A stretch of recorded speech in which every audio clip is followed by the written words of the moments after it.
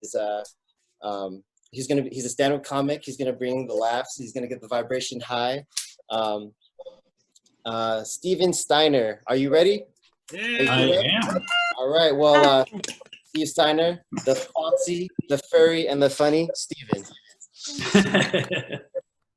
All right. Thanks, Plethos, for having me here tonight. I'm excited to share some laughs, hopefully, with the rest of you. Just to get things introduced, as you just said, my name is Steven, and that's Steven with a V, which apparently I need to say, because I guess a PH also makes a V sound, but that wasn't the phonics that I was hooked on as a kid. I mean, I don't call people on my cell phone or go to the pharmacy to get prescriptions. And my map doesn't have Phoenix, Arizona on it, but whatever. To keep that going, though, it's also important to make sure that you say my name with an N, because if you don't, my mom will find you. His name is not a Steve. It's a Steven. Like, whoa, Mom, at least they're close. I mean, they're not calling me Dick, short for Richard. Or calling me Bob, short for Robert. They're not even calling me Joel, short for Joel. Or whatever Joel is short for, I guess. But if you couldn't tell that accent, that's my mom, who's 100% Italian, which makes me 50% Italian and 50% starving. I mean, with a 6'3" blue-eyed frame, I look more like one of those used car salesman things.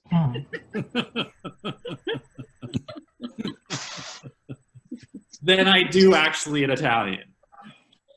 But, I mean, we'll just go with it, because I said I was 50% starving, and what I mean by that is that although my mom is Italian, she doesn't quite fit that good home cooking stereotype. I mean, she tries to cook, just not well. Here, Steven, I made you some fish. Mom, why do these fish taste like pine trees? Okay, fine. I made you some noodles. Mom, these noodles taste like fish. You don't like them, my cook? Mom, your cooking just tastes like al dente disappointment. That's a good one. I love my mom, though. I mean, she's on the call, so I have to say that, right? Hi, Mom. But it's great. I mean, my mom is great. She's done a lot of great things for us. And by us, I mean my sister. And it's one of those things where I have an older sister. And having an older sister has done a lot to me. I feel like it's my own kind of post-traumatic stress disorder in a way. I mean, I started to go to therapy recently to try to get some answers, but I just got way more questions. Like, why are you here? What brings you in today? Why do you feel that way? Why do you think you feel that way? It's like, no, that's why I'm seeing you. But once I mentioned that I have an older sister, it just turns out I have YBS. YBS? Is that related to IBS, like irritable bowel syndrome? Because I do feel like I'm constantly being dumped on.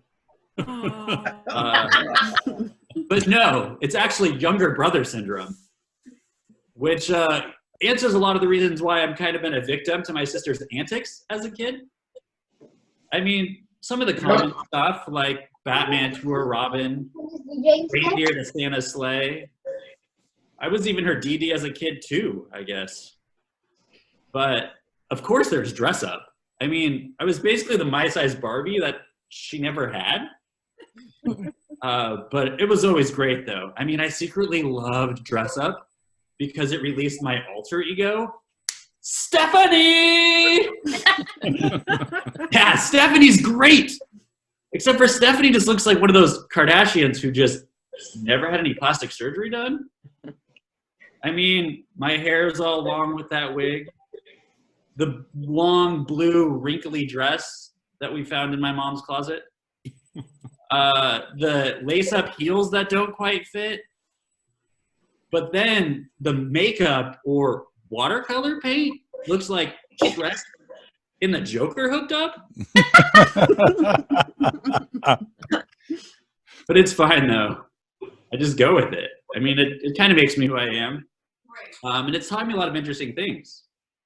Like, for example, I was also baptized Catholic as a kid or as a baby, but at 2 months old, I didn't give consent to that. I mean, I was basically waterboarded for Jesus. But that Italian Catholic heritage, though, always has me coming back for more. I think it's because the wine and bread portions are never enough.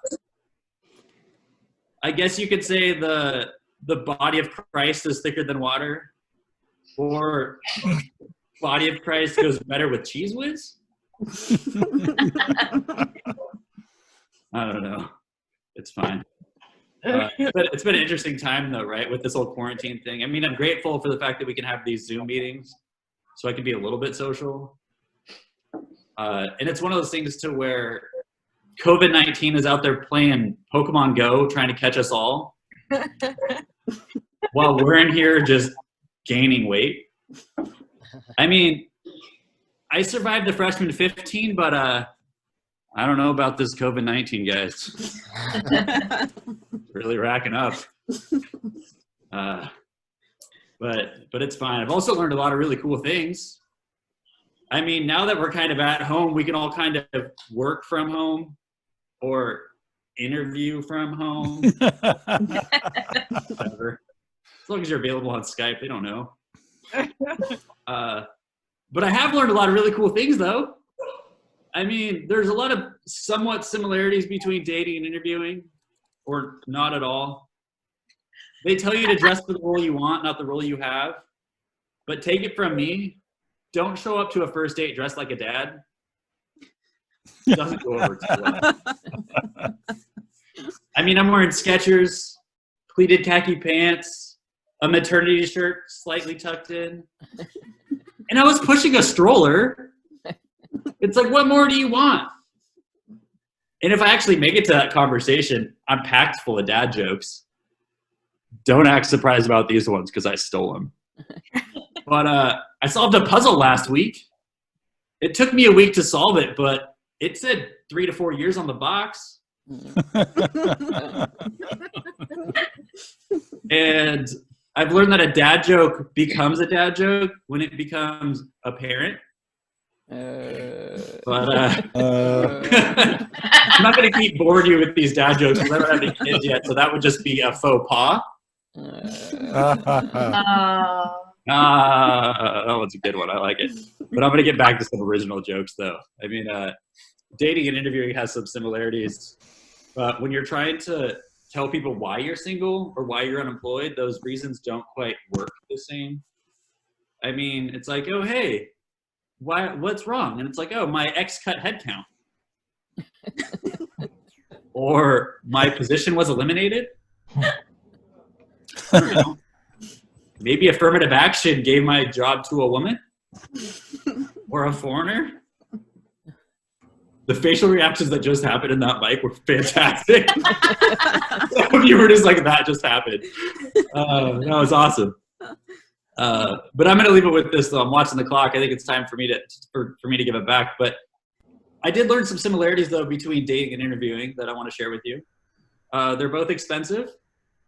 They're both time-consuming. You can find them both on Craigslist. And with this quarantine, you don't have to wear pants. It's fantastic. So with the nods of other people who probably aren't wearing pants right now, I'm going to get back to finding a new opportunity, and I'll hope you guys enjoy your Saturday night. Thank you so much for having me. Hey. Great job. Yo. Great job, Steven. Everyone out there, if you don't have your mics unmuted already, unmute yourself now and give him some love. Let me give a chance. Give it up for Steven. Thanks for opening up the show. And great stuff. I know for me, getting feedback from the audience is like, it helps me put the energy out to you. So, you know, you can keep your video off, but if you keep your mic on and if you want to give like a hoot, holler, or laugh, I know that will, you know, the energy that you give the talent, they'll be able to throw it back to you like 10 times more. So thanks again, Stephen, for opening it up for all of us. I'm going to bring in a few more laughs for y'all. I'm happy to introduce Rebecca. Rebecca Morgan hails from Silicon Valley. She's the author of 28 books and has been seen on Oprah, 60 Minutes, and other international media. And she's here to bring you some laughs. Thank you, Josh. Appreciate it. Yes. Yay. Yeah, so I want to echo what Josh just said. I need you to take yourself off mute if you're in a quiet place, because I want to tell you, I have a hobby. And I know you're looking at me, you're thinking, oh, it must be knitting, crocheting, skateboarding. No, my hobby is dating. And I'll tell you how I got started with this hobby, but you have a line in it, which is why I want you off mute. So when I point, you say the word idiot. Ready? Let's try it. Idiot. You are so good. Excellent. So 11 days shy of my 48th birthday, my husband of 20 years, the man I adored, who I thought was my soulmate, surprised me by announcing this marriage is over. Idiot. Yes. So after 6 months in a fetal position and another year healing my heart, I realized I wanted to be partnered again. However, I was sure that there was no man who would find a nearly 50 overweight woman attractive. I mean, after all, I had more wrinkles than a Shar-Pei dog. I had more bags than Macy's. And I had more SAGs than the Screen Actors Guild. So I decided to join an online dating site. Idiot. It was called lonelygeezers.com. And for my very first coffee date the next week, I wondered, how am I going to lose 30 pounds in a week without amputating a limb? But soon I discovered there were lots of men who find voluptuous women not only attractive, but sexy. Ooh. In fact, one of the benefits of dating middle-aged men is they are nearsighted. Some of the nearly blind ones even thought I was hot. One sweet myopic suitor said he loved my dimples. These are wrinkles. I don't have dimples on my face. So I began to date voraciously, becoming aggressively single. In fact, once I went out with, I had 7 dates with 6 guys in 5 days. Wow. I went through 4 tubes of concealer, 3 bottles of Miss Clairol, and 2 pairs of Spanx. And not one of them called again. Idiot. The first year, I went out with 45 men. Wow. I know. You're saying, Rebecca, how did you keep track of 45 men? I had a database. When I first started dating, I thought of it like going to Baskin Robbins, in that I had been with chocolate chip for 20 years and I loved chocolate chip, but it was time to try some new flavors. So I wanted to date a lawyer, a doctor, a CEO, venture capitalist, former football player, former professional basketball player. So I got out my little pink tasting spoon and started dipping in. So here's the scoop. I named them after ice cream flavors based on their personality. So for example, the 32-year-old boy toy was bubblegum. The good kisser was passion fruit. The silly 6'9" former basketball player, the African American guy, he was double dipped chocolate with walnuts. The guy who was just so sexy was Hunka Burnin' Fudge. And can you guess what the hairy chubby guy was? Chunky Monkey. Very good. Chunky Monkey, yes. Chunky Monkey, exactly. Exactly. And the guy who we had a bumpy relationship. He was Rocky Road. Idiot. Yes, that was Rocky Road was Idiot. Last name. So I went through all the ice cream flavors, even borrowing from Ben and Jerry's. And so I had to start numbering them. I'm now up to number 121. Okay, raise your hand if you are curious how many of those guys I slept with. Raise your hand. How many? You look like perverts. I could tell. I could tell by the video. All right. How many did I sleep with? None of your damn business. Okay. Only half. And now I attend Skanks Anonymous. So I've done some interesting things that I might not have done as a married woman. For example, I went to Mardi Gras one year. That was fun. I came back with 50 pounds of beads because I learned that as a middle-aged woman trolling for beads, you don't have to raise your top quite so high.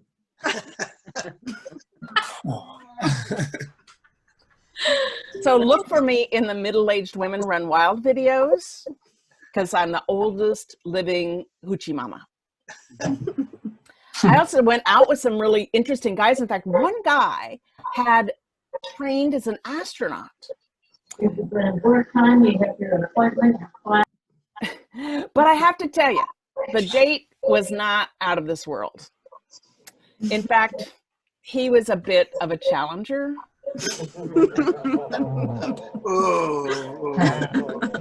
And he aborted our relationship before it even launched. Idiot. I did go out with a former professional football player. In fact, he had been a kicker for the Raiders. But when his attempts to score hit the uprights, he kicked me to the curb. Idiot. So my most recent guy, number 121 if you're counting, I met on that famous dating site, LinkedIn.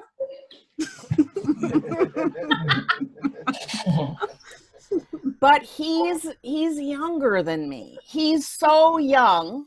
How young is How young is he? Thank you. How young is he? He is decades younger than I am. I had no idea I was a MILF. But after he learned that I am older than his mother, he said, I'm out of here. I was looking for hot women, not women with hot flashes. Idiot. Thank you very much. That was my time. I'm Rebecca Morgan. Hey, Rebecca. Hello, everybody. If you're not off mute already, unmute yourself. Give it up for Rebecca Morgan. Yeah. Thank you so much. All right, next up for you, bring more laughs. I got Kyle from work. Kyle from work, are you ready? Alrighty, how are you doing, my man? Cool. How y'all feeling? Just visually. You're muted. Yeah. Cool, man. Cool. Yeah, no, I haven't done a live stream video like this, like with so many people. Thank you guys for having me. Yeah, I've done a live stream. I ran a live stream with my art collective just on Instagram. You can only have max 2 people, so it's just me and some other person hoping they laugh. You know, it's kind of a little something else. So I think I'm getting old. I know that's offensive because it looks like I have strong knees. And I do. I have amazing knees. I have great knees right now. I could squat. It's amazing. But I'm seeing a lot of changes, especially in the way I talk. Like, I noticed that I started saying ridiculous more, as in, this is ridiculous. You know, and I never had to say that before. It was just like something I would hear my mom say at Sprint. You know, like you're just messing around, you're playing with iPhones and you're just goofing off, and all of a sudden you hear your mom go, "This is ridiculous." And then all the workers are just crying. Like, you don't know what's happening. It turns out they tried to sell her a screen protector, and she was like, "This is ridiculous." And then that was it. And I never thought I would feel that way. I never thought I would be mad at another person just for customer service. And then now I have all these email subscriptions and I don't know how to unsubscribe. I'm like, this is ridiculous. I'm saying ridiculous more, and I think I'm done learning slang. I think you get to a point and you just stop learning cool words. Like lit is probably the last cool thing I get to say. Like lit, something's good, something's lit, you know, something's lit. It's not even as cool as it used to feel. You know, like it used to be, hey, the bartender didn't card me, lit. But now it's just like, hey, Costco sells hard seltzers now, lit. Things are different, man. Like I can't say new I can't say new You don't have slang to. because I think I'm getting too old. Like you gotta be like a rapper or something. Like Drake, when Drake made YOLO, you only live once, he was 28 years old. I can't do that. I'm 23. I can't say cool shit like that. You gotta be so cool to make slang work. Like YOLO is so cool that it's still being used today on Facebook by Gen Xers. Do you know have any idea how long the longevity of that word has to be? It has to go through the whole product lifestyle. 2012, it's like, YOLO's a motto. Oh, snap, I'm putting that everywhere. All the bootleg sweaters at Great Mall, everywhere. It's going to say YOLO. And all of a sudden, it goes into this really big exponential growth. Everyone's saying YOLO. And then Facebook comes along, and then Gen Xers get there, and it fucking dies. No one's saying YOLO anymore.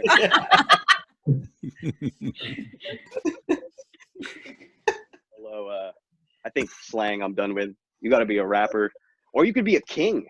You could also be a king and start some new slang. Like, let's imagine real quick that we're in a war, right, in medieval times. Just hanging out. We're just there, 6 feet apart. You know, we're doing the right thing, and we're watching this war. All of a sudden, the king comes up, just like, "We are defending our country. What say you?" And then everyone's like, "Oh, what say you? What say you? What say me? I say go, let's go." Oh! And everyone's down to fight. How long do you think it took for some drunk guy in a bar to just be like, "Hey, pour me another, what say you?" That became cool slang, and the king started that. And then it goes through the same life cycle as YOLO, because one day you're just an older man sweeping up your cobblestone. Your neighbor comes up to you just like, "Hey, what's up?" And it's like, "Yeah, Mondays, you know, what say you?"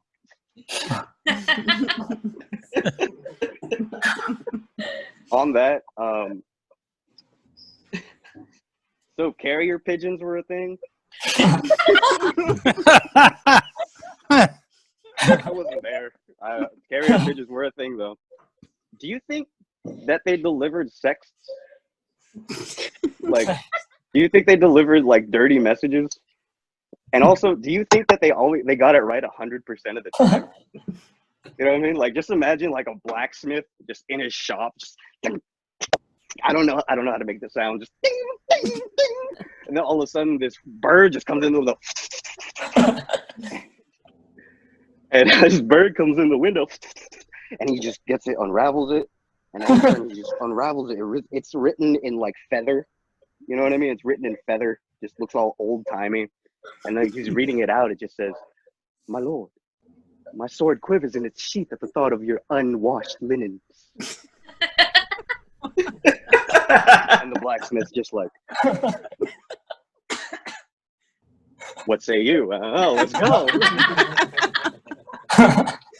How much time do I got?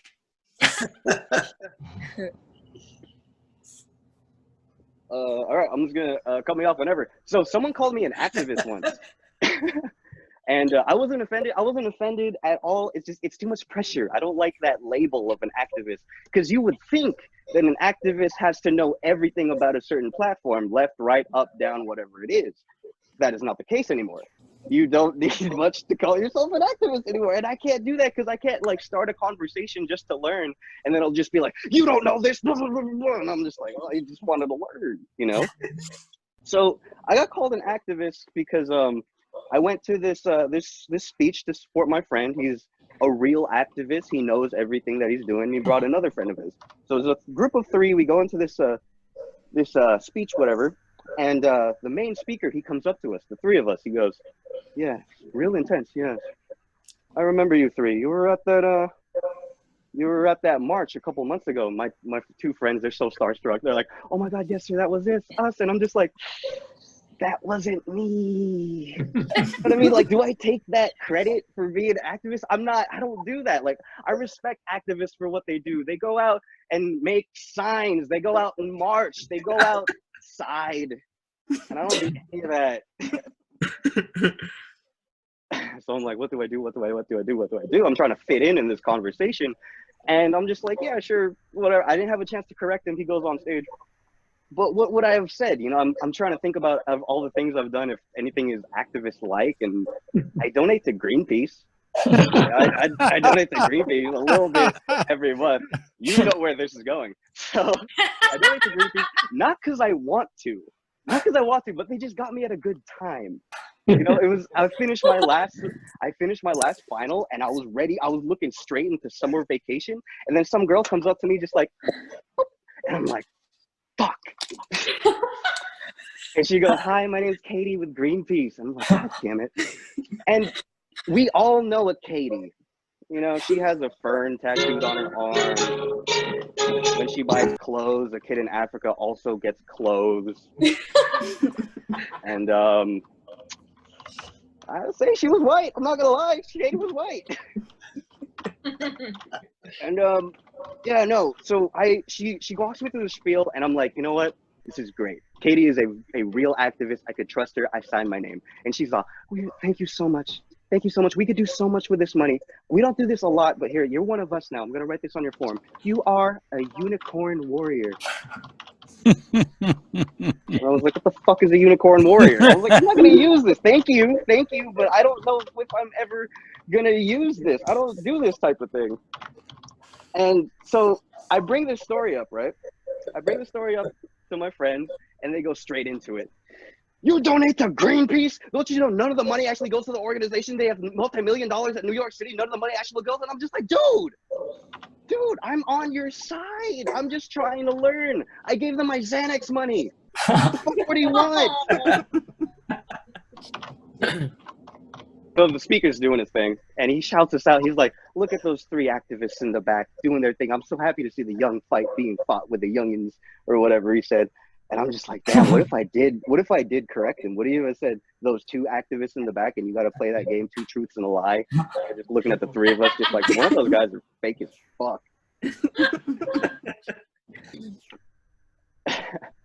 But I go through the whole thing. And real quick, I'm in the garage because my mom didn't want to hear me cuss. So y'all are in it with me. So it's the end of the show. And you know what? I'm inspired. I really am. Yes. Thank you. I'm inspired. I go up to the man and I'm just like, hey, thank you for coming out. This is really great. I think I learned a lot. You know, good luck on your future endeavors. And he goes, yeah, thank you. I'm happy you enjoyed it. Now tell me, what organizations are you affiliated with? And I'm like, I am a unicorn warrior. All right. Thank you guys. I am Kyle from work on Instagram. I have a book coming out next May. Just go ahead and follow. Thank you guys so much. Yeah. Great job. All right, everyone. Once again, if you're not haven't already unmuted your mics, give it up for Kyle from work. Yeah. All right, Yes, Kyle from work, taking clout from activism. Just kind of capitalizing on that similar facial features. There must be really handsome activists out there nowadays. You know what I mean? Next up, I got Gary. Gary, are you ready? Yeah, let's do it. All right, I got Gary from Oakland, y'all. Here to bring you more laughs. Yay. Yeah. What's going on? Can you guys hear me? Oh yeah. You guys Yeah. can hear me? Cool. Yeah. Great. Let me take this off. I don't want to see myself like that. All right. Yeah, my name's Gary Hughes. It's a very Caucasian name. It means I get the interview, but I don't get the job. That happens all the time. Before this happened, I used to do silly stuff with my name. I used to like call Supercuts and schedule an appointment, and then I walk in and they're like, "We're looking for Gary Hughes." I'm like, "Yeah, that's me right here." Y'all cut this? We can't. Our ethnic barber left. Can't cut black hair. It's very kinky. I work at a coffee shop now. I work at Pete's, and I hate that younger people drink coffee because it's something I just never did. I never hung out at coffee shops, and I just hate it. So every time they come in to get their coffee, I hand it to them, and I say, "Better than Adderall, huh?" And that's it. That was my stab back at them. I used to work at a Starbucks. I used to work at Starbucks in LA. And in LA, I have like very handsome coworkers in LA. You know, it's all about the superstar fans and all that stuff. So people always compliment them like, "Oh, you're so handsome. You should act or you should model." And no one ever gave me that compliment. You know, the closest it's ever gotten, they were like, "How tall are you?" I was like, 5'11". I was like, "How much you weigh?" Like 220. You should donate blood. Yeah, man. One pint saves 4 lives. What are you doing here?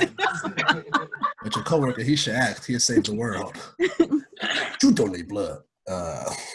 So I was like, I'm done. I used to live with my sister out here in Oakland. And my sister is, she's Caucasian. Anytime people see us together, they always ask me if I'm adopted. They never ask her if she's adopted. And I figured out why. Because black people don't adopt white people. You know what I mean? Benjamin Button is like the only exception. I'm not adopted, you know. Genetics aside, she's my sister. You know, you got people like that. You don't know genetics. You just family. And I remember living in her house, and her kids were like 5 and 11. And I was so lonely romantically that at night I would take my laptop in the bathroom with me, and I would watch porn and do my thing, and then I'd brush my teeth, right? And I did it so often now when I just brush my teeth, I get aroused. Like I didn't Pavlov condition myself. And my penis is like, it's that time. It's that you don't do it no more? You don't do it no more? It's bad. I can't even go down the toothpaste aisle. Sensodyne, boss. I get out of here. It's the exit.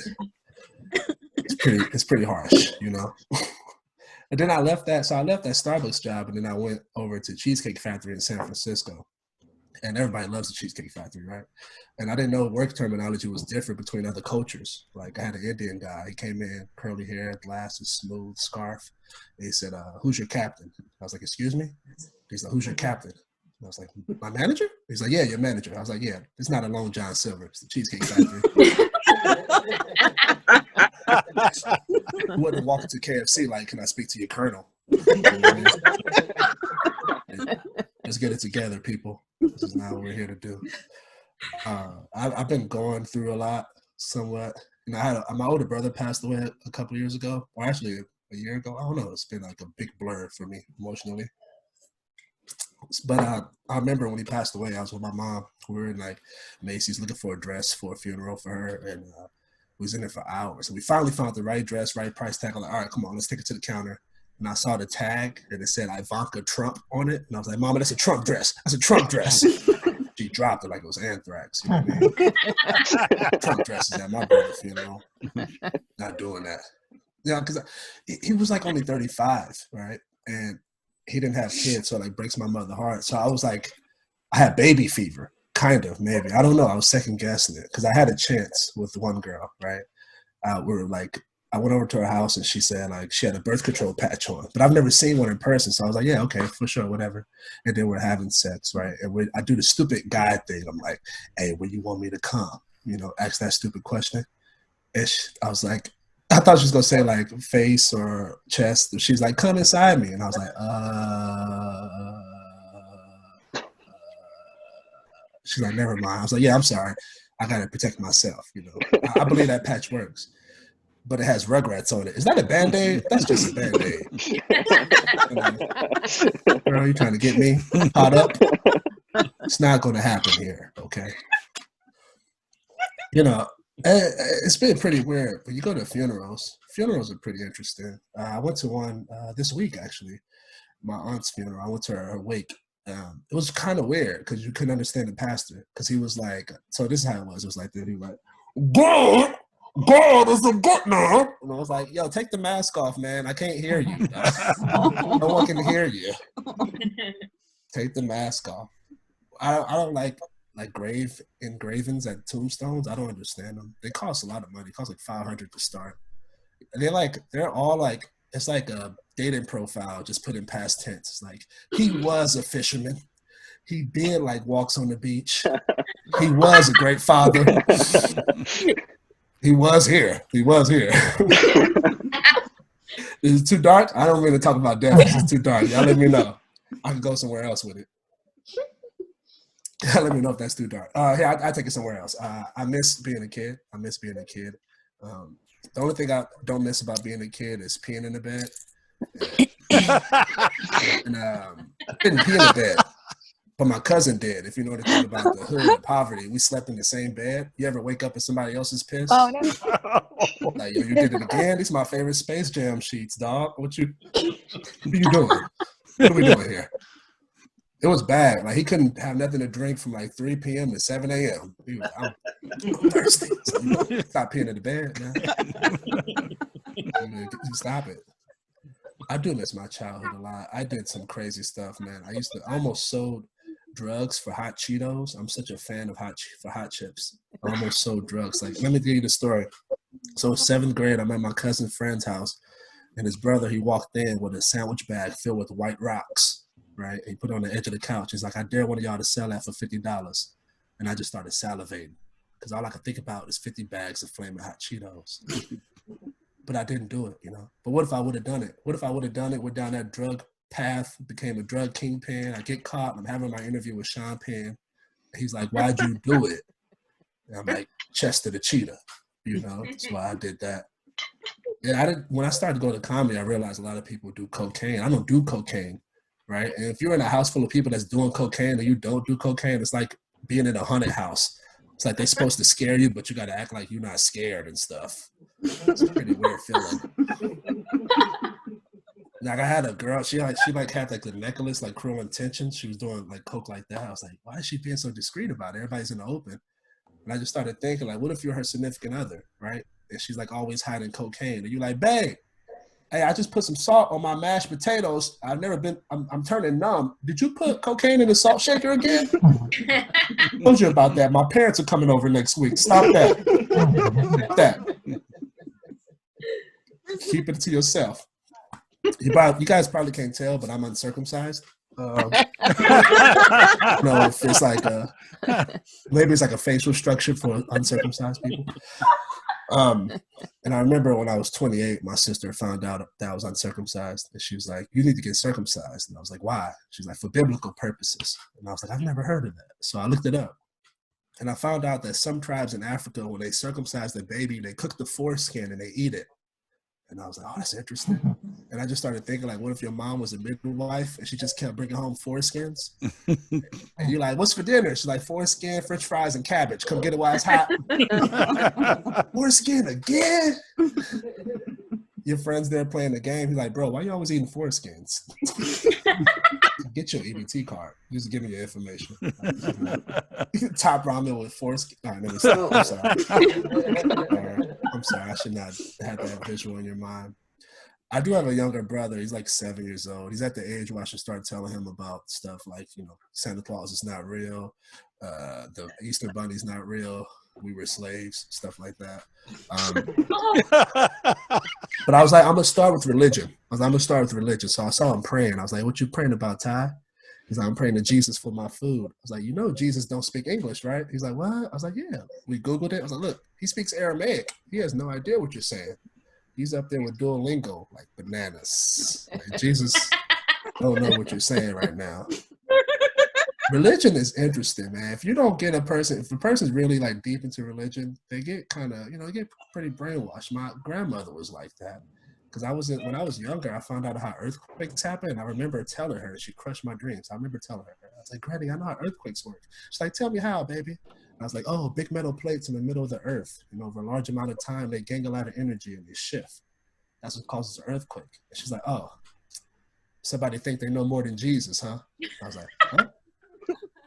What? What are you talking about? That's what my teacher told me. I'm just, okay, all right, never mind. I have white family members, obviously, as I told you. I don't like that white people eat raw food, like steak tartare and stuff like that, because black people don't do that. Like our steak be like this small. It'd be like, well done. You know what I'm saying? I don't want to see nothing red on that thing. It's weird because I have a Belgian aunt. I used to live in Europe. I have a Belgian aunt. She's white. And I remember she was in the kitchen. She had some ground beef and seasoning. I was like, oh, auntie about to make some hamburgers. And then she just started eating that. And I was like, what are you doing, auntie? Why are you? You could cook that. You'll get worms. It's like, it was bad. It's not all white people. And I don't want to say that because African people eat some stuff too. When I was younger, I had a friend, his father was African. You know those people that believe everything goes to the same place, so they don't care about, they ignore the plate dividers. He put chicken, rice, and ice cream all in the same plate. He's like, how is the food? How is the rice? I was like, oh, it's cold and sweet. That's how I like my rice. You know what I'm saying? Cold and sweet. Oh, man. I ain't get the light yet, did I? Did I get the light? No? Oh, 1 minute. Okay, I just got the light. Okay, cool. What I learned in this quarantine, guys, is that there's some people that transgenders, right? People transition, and they don't change their name, right? So it'll be this tall woman with a big butt, a big breasts named DeAndre, and like just change the name as well. That'll work out if you change the name. The one thing I tell this old joke. The one thing that happened when I was in Europe was a cool thing. I was living in Brussels. I lived in Brussels, Belgium, and during my stay, I got deported from the United Kingdom for visa trouble. And it was really weird being black and getting deported because we normally get taken to countries. All right. My name is Gary Hughes. Thank you so much. Appreciate it.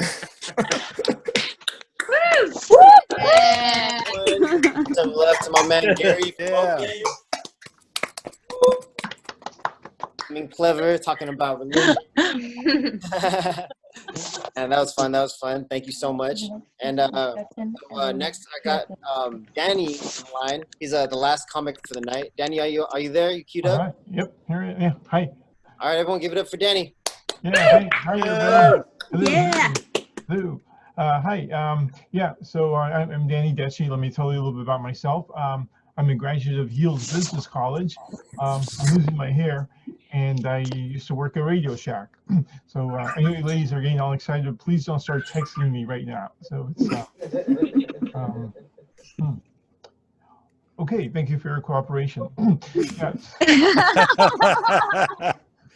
Yeah. So anyway, I live. A lot of stores are near me. So the store next to me in the grocery store now has shrimp from Argentina. So, well, it's a big thing for me because I hardly ever get to see anything or anyone from Argentina.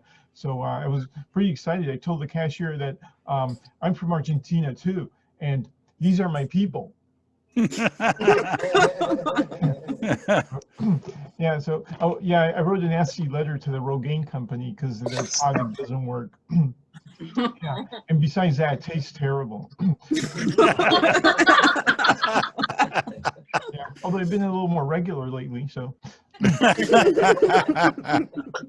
Yeah, and the stores. We've got a restaurant in my neighborhood. I can't wait till it's all opened up like it used to be. But it's called a new restaurant. It's called Mama's Diner, and they brag it's just like Mother used to make. The only problem is every few minutes the cook comes over to your table and complains about your father. So. Yeah, and like a Pollo Loco. They go to the Pollo Loco chain. Coming. Yeah. So we had a incident. Oh, I heard something. Okay. Anyway, pollo loco, it's all over. That's good. You know, pollo, you know, chicken, pollo loco. But if I wanted to open up my own restaurant and call it Mad Cow, people say, "Oh no, you can't do that." Yeah, and you know, how can you tell? How can you tell if someone's a vegan? Well, whenever they open their mouth, you can hear their stomach crying.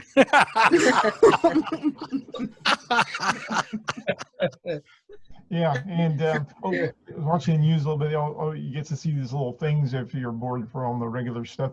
So there was a survey on the news that said that 62% of America's workers are having sexual relationships with someone else in the same workplace. So that got me thinking, man, I need to get a job.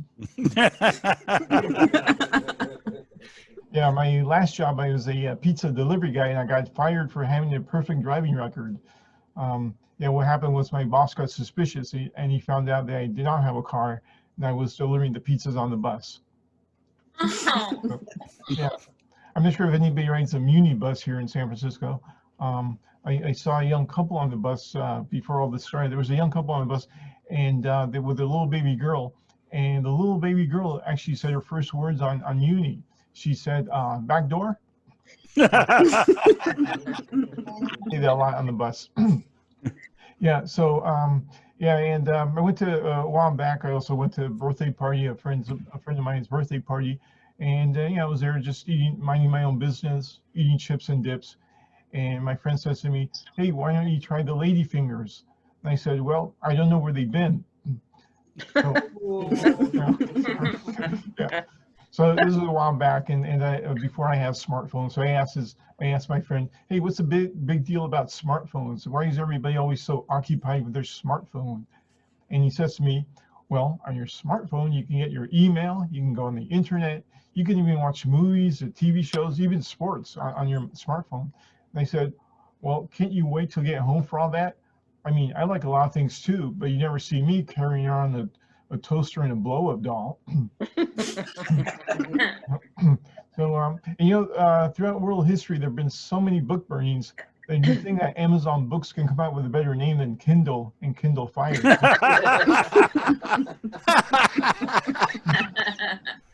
Yeah.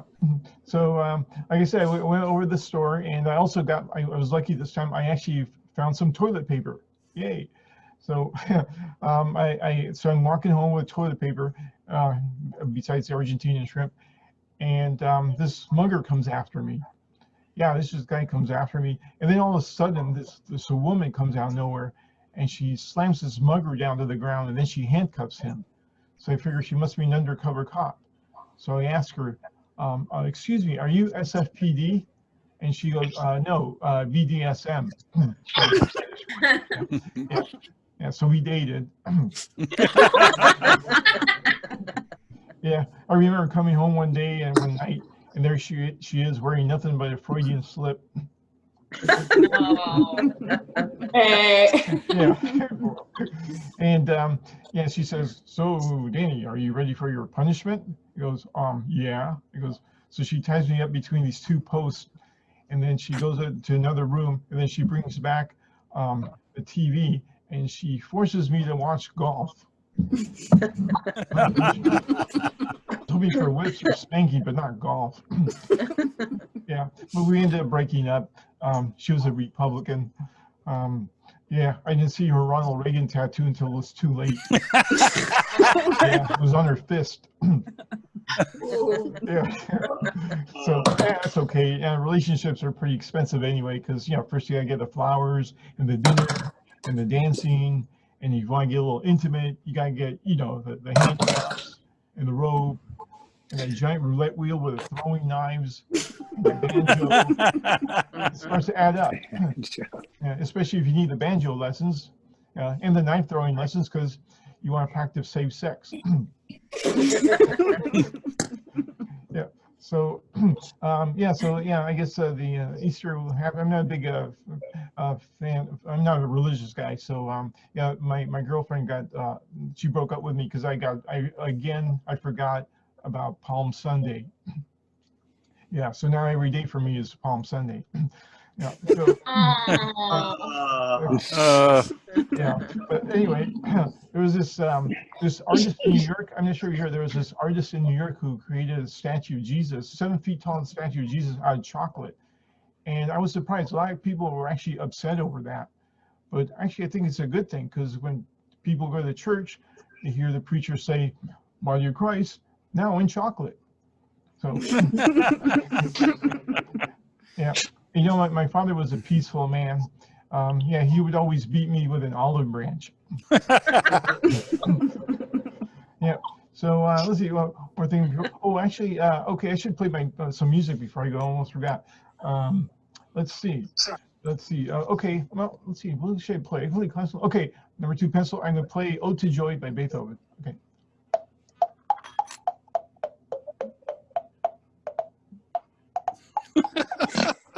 Oh,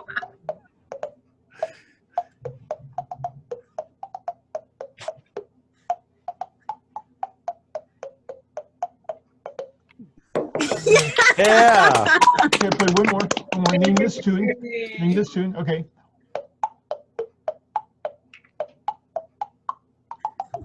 Jeopardy! Jeopardy theme. What is Jeopardy would be the correct answer. Okay. Okay, thanks everybody. I'm Dane Ditchy. This is fun. Woo! Thanks Great everybody. job. Bye. Thank you. All right, everyone, give it up for Danny. Yeah. Thanks for having me on. He's definitely showing the displays of talents. He's got the wit, the humor, and he's got the acoustics too. So yeah, that's it for our comics tonight. Let's give all of our comics a little bit of love, everybody. Let's give them a round of applause. Yeah. Yeah. So you know, definitely, if you like their work, shoot them a follow Show everybody. on Instagrams. I'm gonna have them post up on the group chat. You know, if you have any blogs, any social media handles, give them some love.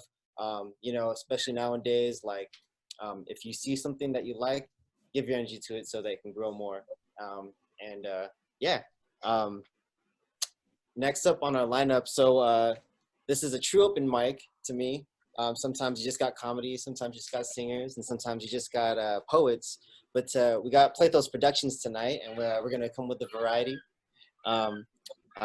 We got next up on our lineup, we got some spoken word poetry. I know Plethos, a lot of you guys, like, would you say you guys are like East Bay? How would you call it? I mean, are we only Bay Area? Yeah. So we're hyper local to the East Bay, Castro Valley, Hayward, and the neighboring cities. Sweet. It's 20 hours. So I actually got made some friends, and I was able to pull out some poets from Hawaii that are able to tune in tonight. So I'm really happy. I performed with them a couple months ago, and now I got a few of them to tune in. I'm going to open up for them. I'm going to be the sacrificial poet for tonight. Tonight I got a piece that I'm going to open for y'all, and then I'm going to introduce my next poets. This piece is I wrote this back in high school, so maybe some of the references might hit for y'all. It's called Cold Turkey.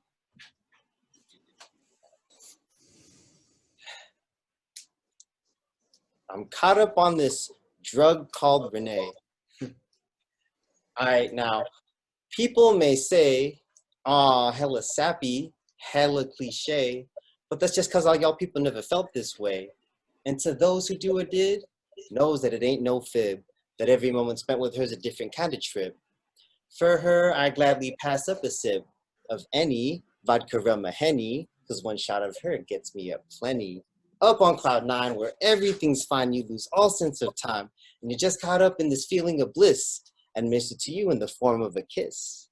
Now at this point in time, nothing else in the world seems to exist, and when our lips separate, I already miss this connection of affection, this taste of perfection, this firework not about the lock of the instruments of talk. And every smiling call is a mock, it only leaves me wanting more. And when my eyes lock, I get this warm feeling I never felt before. This feeling that I'm feeling that's appealing to my heart, helps me dealing with stresses that would tear me apart, because as words escape from her mouth, so does the world. My problems shut out. She helps me deal with my ordeals by just being real. I tell her my thoughts and she tells me how she feels and gives me her honest opinion. I guess you could call me a Renee head because I think of her all the time. There's not enough that could be said about this girl who's hella fine.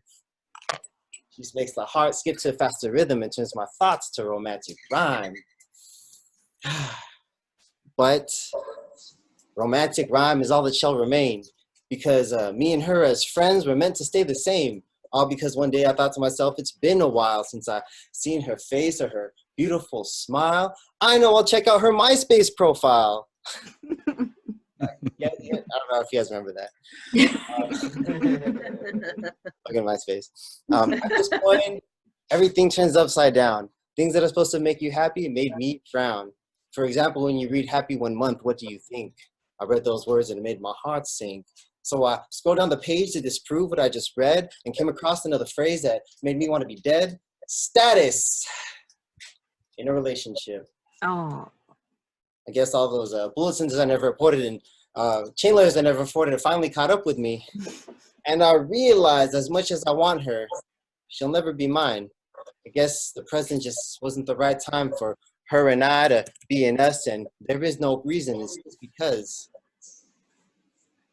Now I could stand here and question, how did I fuck this up? When did this go wrong? Where could we have gone? Who is this guy? Why is she with him? What could have been?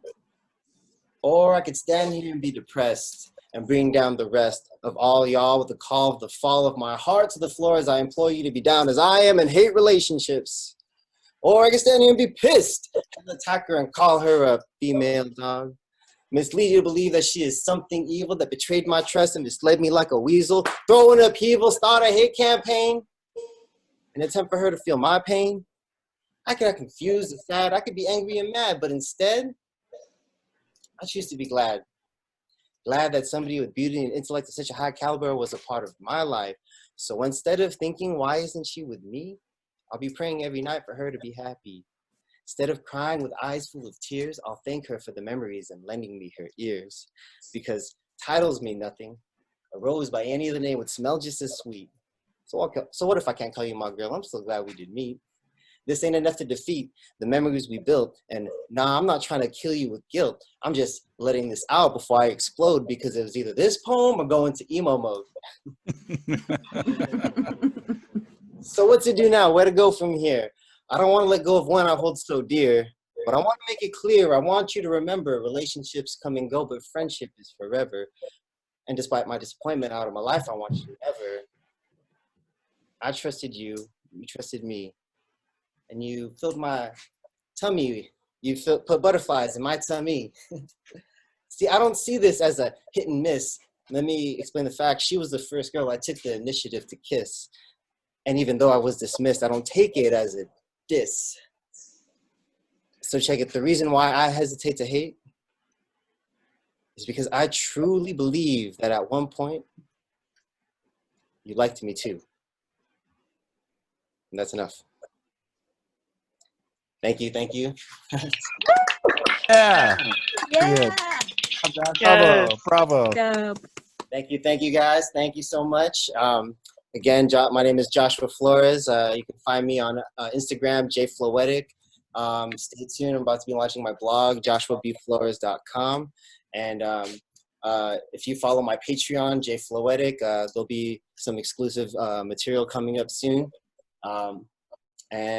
Yeah, so to keep the poetry vibes and the rhymes going, I got the goddess KJ here.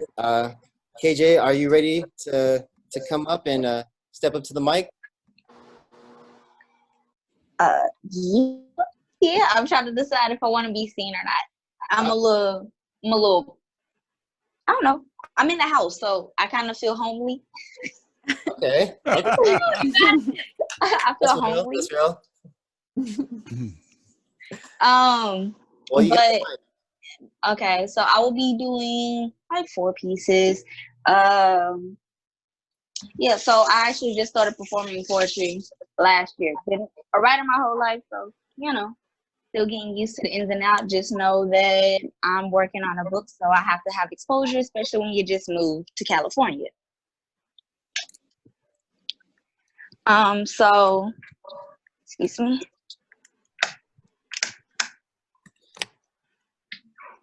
Can you see me? Oh, let's see. There we go. Perfect. Yes, love the headwear. Love. Thank you. So like I said, I just got here, still getting settled. So one of my biggest struggles as a poet is kind of summarizing things. You know, you can say a lot with just a little bit. So this is one of the things that was a test for me. This piece is called A Minute or Less. I have never written a 1-minute poem. It could never fathom me how a poet tells a well-woven story in a 60-second masterpiece, never to exceed 1 minute and 10 seconds, for my mind is a swirling vortex of inconsistent thoughts. How can I weave an elegant poem to paint a Michelangelo for all to view when I can't even follow my own train of thoughts? My mind is moving faster with the extensive speed that I will begin discussing one thing to then skip a beat or two or three, not skipping a beat. I have never written a 1-minute poem. For if I do, it would begin as a poem about how my mind and thoughts equate to skipping a small, smooth pebble across a body of water. Each skip is how many times I change subjects before coming back full circle. My mind just won't let me be great. Whilst writing a 1-minute master squirrel. Yeah, so that's how that ends. Yeah, bravo. Thank you. And some of my another piece I'm gonna do is called Poetry Is. And this one I kind of need y'all to repeat. So if you have your mics muted right now, can you take them off for just a second? Because when I say poetry is, I need y'all to say life. And when I say life is, I need y'all to say poetry. We're gonna do this at the beginning and we're gonna do this at the end. Y'all ready? Ready. Yes. Poetry is Life. Life is Poetry. Poetry is the way I express myself. Poetry is the energy that flows within. Poetry is the way my trauma ends and healing begins. Poetry is the melodic flow of how each word rolls out the tip of my tongue. Poetry isn't something that can be placed inside a box. For any poet will blow that motherfucker up. Poetry is the power you found in your own voice. Poetry is the power I have in my voice to evoke various emotions from beautiful souls listening to this piece. Poetry is the air that fills my lungs to recite the next verse, which gives me the strength to push past and fight my anxiety and be able to tell my story. Poetry is storytelling in the shape of my words, and this performance every time I hit the stage, as I shake the rafters with trigger warnings and beautiful pieces, whether good or bad, based off of perception and full vivid visual color. Poetry is the expression of every depressed, negative, sorrowful emotion that causes the dark void to form within you, to be made whole by reciting a piece dealing with everything you're going through, to no longer be suppressed, only released. Poetry is that void dissipating and exuding the power of your ancestors. Poetry is the beautiful songs that birds sing, each rising because I rise each day, not mourn. Poetry is the mellifluous way I sing every rising, filling my home with love and joy. Poetry is like a small seed that finds its nourishment under dark soil that give it the strength to fight its way out of the dark and grow into an untamed, beautiful tree. Poetry is the life and music inside of me. Poetry is the words I profoundly speak unapologetically. Poetry is Life. Life is Poetry. and poetry is me. Hey, absolutely. Hey, Yeah. give it up. And I have one more piece that I would like to do. This one is just really something to kind of make everyone feel love. I entitled it An Apology to the Black Man, but I believe that most men in general kind of lack certain things that weren't afforded to them because it would have made them too soft. Society would make you think. So this is to kind of make amends for things that we as women may do and we forget that you all have gone through. I apologize for the lack of love. I apologize for the lack of touch. I apologize for the lack of diction to better communicate versus telling fictitious stories instead of illuminating the truth. of how I feel I couldn't fully be open with you.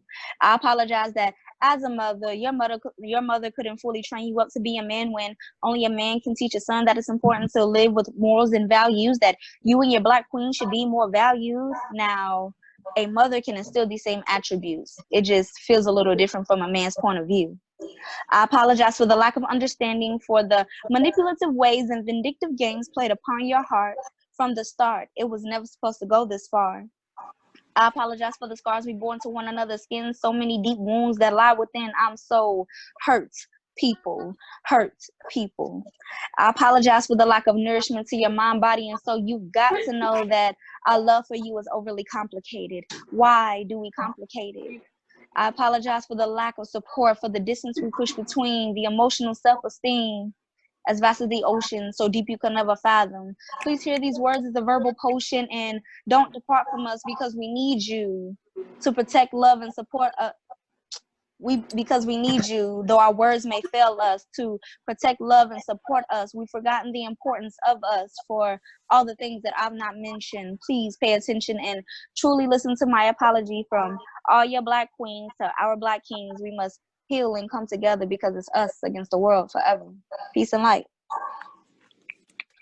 Yeah. Yeah. Good job. Thank you. You can follow me at KJBooks2527 on Instagram. All right, everyone. Give it up again one last time for the goddess KJ. Yeah, KJ. Yeah. What's up? Thank you so much. All right. And make sure to give her a follow. Thanks for coming with those dope rhyme schemes. You got the multiples, you got the flow. And super excited for you to have that book. That do you have like a date projected for the book published, or how can we find out about that?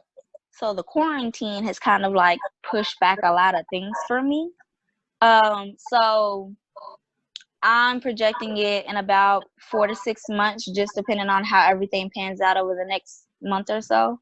My book will be entitled Melanin Pieces. It will essentially be pieces that are put together to kind of showcase struggles that people amongst the diaspora kind of face, but more than anything, kind of tell stories that some people just don't have a voice to tell. That's what's up. That's what's up.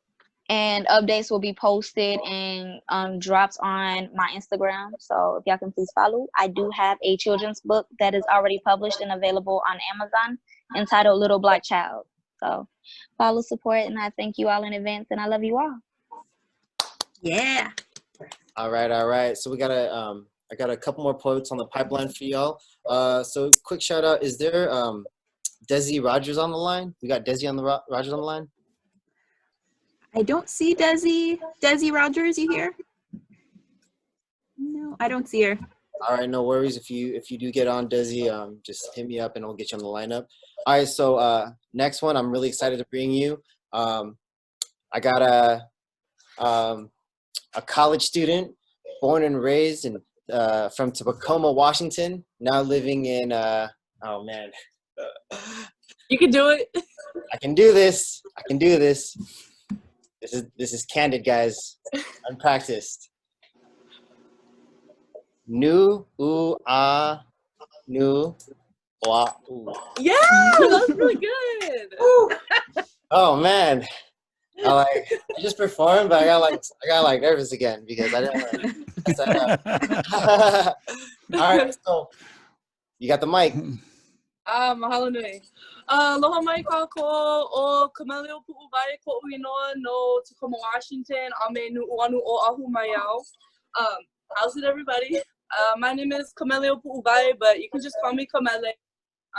Born and raised in Washington State, and now I live in Nu'uanu with my family, going to school at UH Manoa.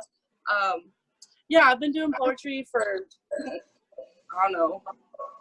I've been writing stuff ever since I could write, but then I started getting on mics when I was in middle school, and then into poetry mics my senior year of high school, and now into college. So I think I got 4 pieces for you guys. This one I wrote, I started writing like 2 months ago, and it kind of is along the same lines as KJ's Apology to a Black Man poem, which I love that one. I heard it last weekend. Filthy. So we're gonna go ahead and go with this one.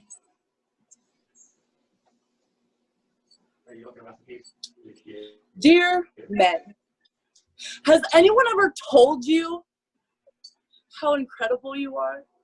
How when the sun hits you just right, I can see the shimmering strands of gold strung together to make up every fiber of your being, or how brilliant God was to fill your eyes with a pool of warm honey. You are beautiful.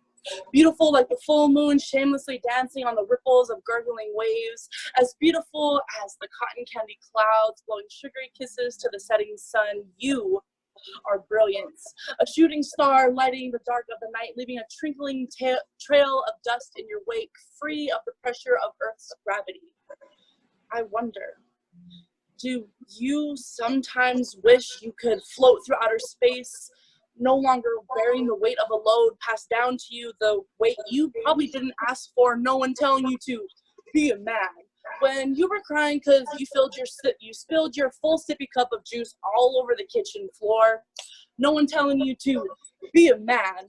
When trying to decide between football and cross country in high school, to be a man. When maybe you wanted a Chihuahua instead of a Doberman, to be a man. When your squad was hyping you up to get in her pants, but you just wasn't ready yet.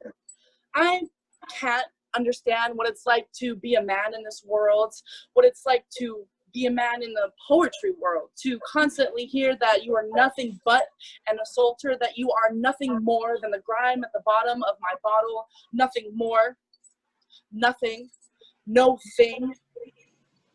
No, you are everything. Thank you. Yes. Yeah. Awesome. Lovely. Go girl. Okay. This second, actually, we're just gonna do 3.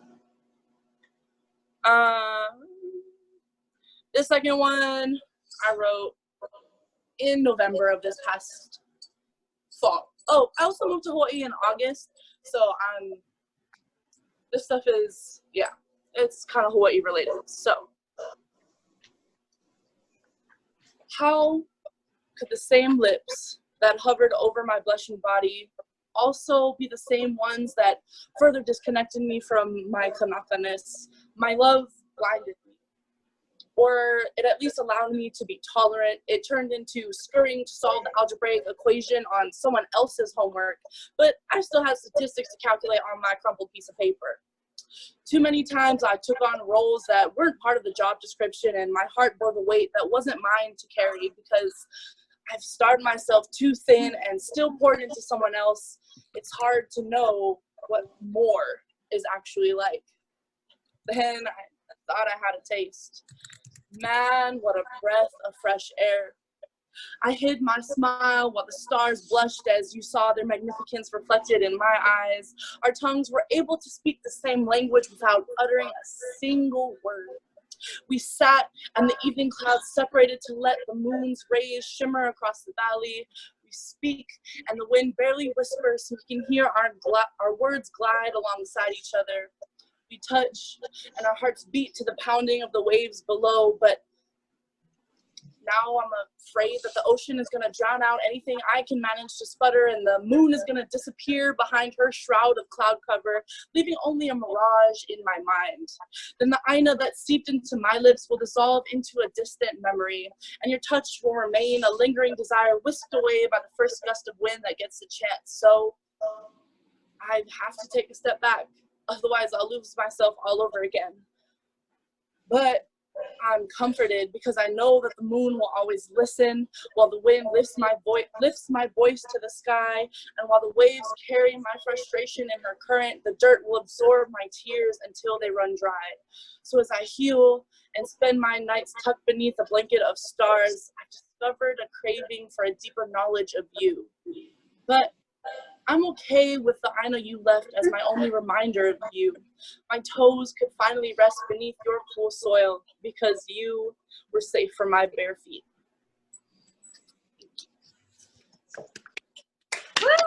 Yeah. Thank you, thank you.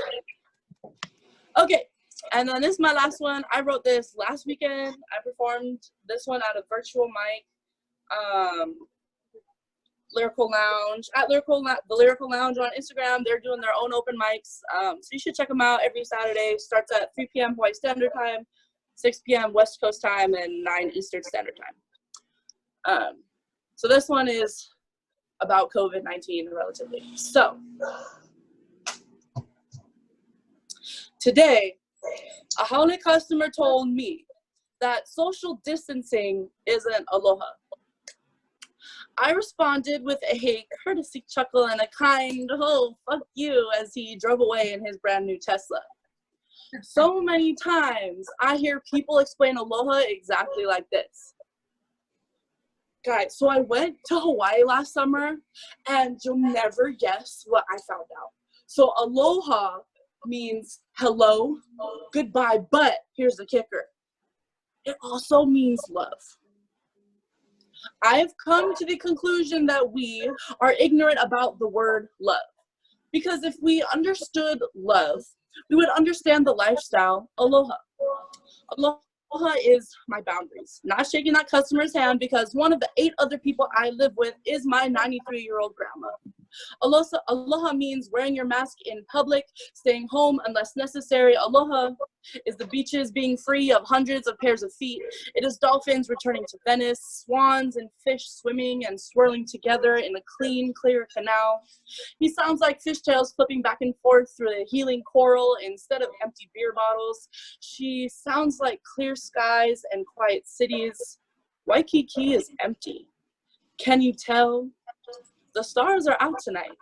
They're waving hello to my ancient bloodline. I can talk with them and tell them all about my day at work and about this customer and all the other million things that happen throughout my day. Be in aloha with the heavens and the earth, my creators. Give thanks to the stardust that composed my lungs and gave me the breath of life.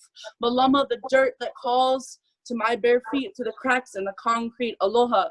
Sounds like online poetry, a space for artists thirsty for community. Sounds like hearts popping up on the screen and silence snaps through the camera as a poet goes in on racism and communal disease. Aloha is my hui making hundreds of plate lunches for kupuna who are the most at risk. She looks like thousands of hand-sewn cloth masks sold at a fraction of their production cost or donated for free by local businesses already struggling to keep their doors open. It's leaving those 5 other toilet paper packages on the damn rack because Lord knows you only need one. Aloha was demanding our airport be shut down in February and not booking that $100 flight to your vacation destination because we are stuck on an island that you can just leave. And our people are all too familiar with how quickly disease spreads through our population. Aloha is the acknowledgement that maybe our world is tired. It's reaching out to our exhausted neighbors. Do you need me to go to the store for you? Is there anything that I can do to help you? Aloha is patience. Patience with each other as our professors scramble to adjust their online lessons and students are just thrown out of balance. Patience as parents try to teach this new math to their kiddos when you know you learned long division 20 years ago. Aloha is thanks. Thank you to my essential workers. We are essential, but you might as well call us sacrificial. Grocery workers, the undocumented immigrants supplying our food, trash collectors, janitors, mailmen, delivery truck drivers, firefighter, policemen, EMT, people at the docks. Aloha is our nurses. Sleeping in hotels instead of their homes, indents on their faces, red from the 24-hour shifts of their masks. It looks like 8,000 vegetables a week rushing to get food security out of our farm and into the racks at Home Depot. Aloha looks like a breakdown. Realizing that the pressure of change, of seeing your friend go from home to homeless, seeing people go from job to jobless with 0 unemployment benefits is just too much right now. So when he told me that social distancing doesn't fall into the Aloha spirit, I held my tongue and thought, I'm staying away from you because I care about your family and all the other customers that I interact with and all the loved ones that they go home to. So basically, what I'm saying is if we understood aloha as love, and not a ticket into my culture, a word to tote around in your bag to say that you're cultured. Maybe we wouldn't be so quick to throw it around. Woo! Yeah. Yeah. Thank you. Thank you. So that's all I got for you guys. I'm on Instagram, Mele, MELE_Vai, WAI, or just Facebook, Kamele Donaldson. I don't know, you can find me. But it was an honor. Thank you guys so much for hosting this, and I can't wait to hear who else is up. Yeah. All right, everyone. Yeah. Everyone, unmute yourself, please, and give one more round of applause for Yeah. Yeah. Thank you so much for joining us all the way overseas. And as you can see, that even though we are doing a cease and shelter, we can still connect through our hearts, mentally, virtually. So always remember that we can't control everything around us, but we can control what's around us. And you know, props to the poets tonight for you know, drawing inspiration from the surroundings and you know, helping all of us make sense. Because I feel like the vibes that you put out, it resonates with a lot of the people tonight. Am I right? Am I right, everyone? Yes. Absolutely. All right, right. Well, yeah, definitely like her Instagram handle. Definitely, I want you to hop that, throw that in the group chat, so us here at Plethos Productions show you some love and support. And you know, hopefully we could have you in the future too. Yeah. Next up, we're gonna. So that thus concludes our poets for the night. So let's have a closing round of applause for all of our. Yeah. Yeah. Woo! All right, so we're gonna cap out the night with some tunes. We got a few musicians on deck for y'all. Do I got Dave Ritchie on the line? Yeah. Yep, Dave is here, and I'm going to introduce him because this is my father-in-law who has been instrumental in helping Plethos Productions. He's been super supportive since day one, and I loved Kamele's poem about how much we need to appreciate all those people helping out right now. And I think my father-in-law's got this great tune for all of us who need some empathy for what we're doing at home and how difficult it is on us too. I think that's real. Just like all the other emotions are real that we're, you know, experiencing. I think his song acknowledges what some of us are feeling at home. So my father-in-law, huge Plethos supporter, donator since day one, Dave is going to come up and he's going to sing for us. So give it up for Dave. Here we go. Woo! Yeah. Hi, my name is Dave Ritchie, as Corinne introduced me, and my best claim to fame is that I am Corinne's father-in-law. I absolutely love having her in my family. Of course, I had nothing to do with it, but she is an absolute amazing person, and I love her to death, and I'm so very proud of her. I too write poetry, but nothing like the people who were just on. So, and I have written a couple of COVID poems, and this is the third one in that series. And I decided to turn it into a song, and this is actually the first song I've ever written. And I turned it into a blues song. So it's called Social Distance Blues, right? So it's a blues melody, so you got to think about the strong beat, right? Da da da da da, da da da da da. I got the. Oh wait, I got to get into character. Okay. I got the social distance blues. Da da da da da. We got a virus from China that keeps us inside us. Can't go outside or out for a ride. Can't go to the store. They got nothing no more. I got the social distance blues. Da, da, da, da, da. Nothing on TV but Cuomo and Trump. Both of these guys make me feel like a chump. Watched on my Netflix and Amazon Prime. This endless quarantine feels like doing hard time. church is illegal, and so is the bar. It seems to me this thing's gone way too far. I got the social distance blues. Yeah. Dun, dun, dun, dun, dun. Can't go to a movie or out for a bite. Seeing a stranger will give you a fright. Can't ride on an airplane, bus, or a train. Travel to London, Italy, or Spain. Can't see my family or even my friends.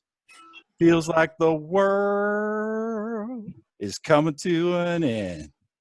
I got the social distance blues. Oh, yeah. They say that death I will face if I don't shelter in place.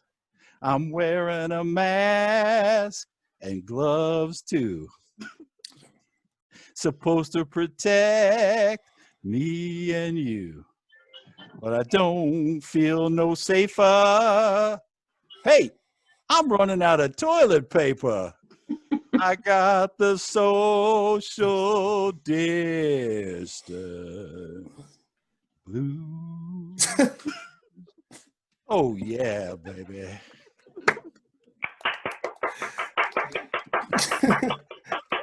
Thank you. Thank you. Right, Dave. Thanks, guys. Crazy, bro. That was smooth. Very, very smooth. I don't think you can find me on Instagram anywhere, but thanks.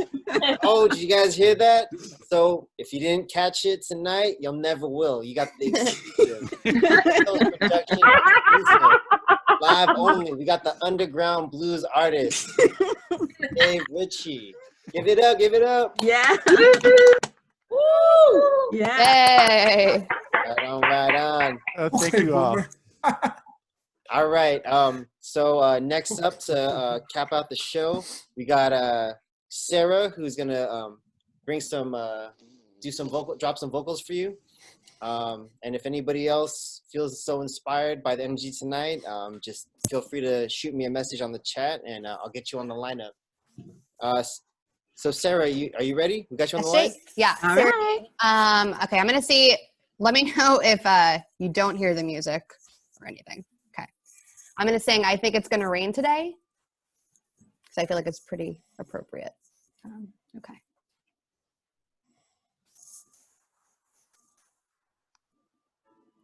Can you all hear it?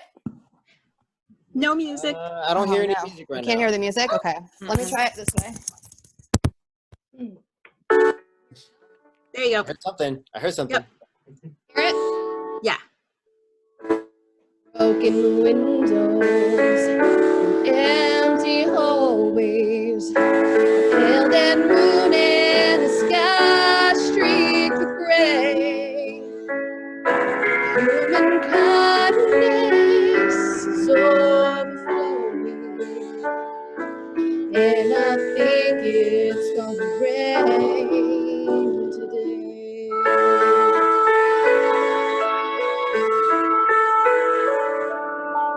Scarecrows dressed in the latest styles, frozen smile that chased love away. Human kindness is overflowing, and I think it's gonna rain today.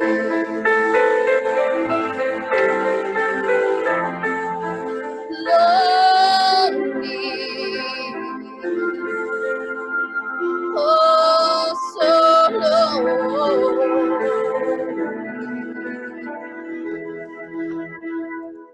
Sinking at my feet, I think I'll kick it down the street. That's the way to treat a friend. Right before me, the signs implore me, help the needy and show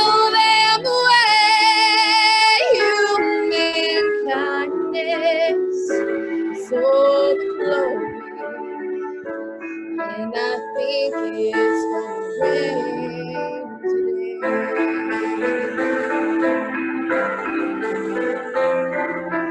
lonely, oh so low.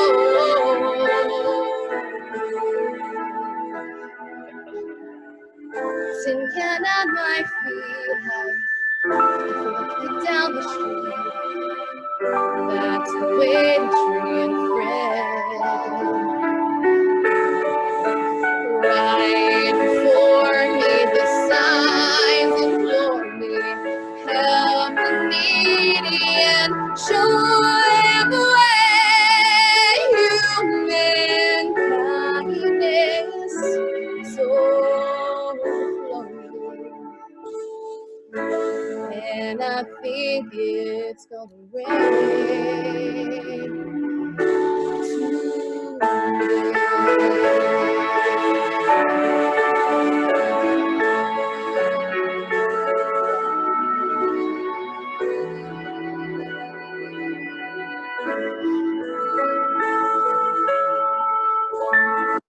Thank you. Yeah. Yeah. Woo! Lovely. Awesome. All right. Thank you so much. Those were beautiful vocals. If you could remind us again, how can we support your music and how can we follow you? SJB 12 on Instagram. I'll put it in the chat. Yeah, perfect. All right. All right. Do you have any projects that you're working on right now? Anything on the pipeline that we can look forward to? So singing wise, no, but I am in a sketch group and we have it's called Running with Glitter, and we have a show Sure. coming on Saturday, this coming Saturday. So I'll put that in the chat too. Great. Yeah. Thank All you. right. All right. Appreciate it. All right. Again, well, thanks again for performing tonight. Is that it for you tonight, or do you got another song, or? So that's it. All right. Once again, so I'll give some love to her. Yeah. All right. So next up on the pipeline for you, I got is Libby here? Libby Cox 510. Yeah. Woo! All right. You got the mic. Okay. Hi. So I'm a teacher. I work from home 4 days a week. 1 day a week I go into work, and I basically spend the entire day scanning things and making copies and setting things out.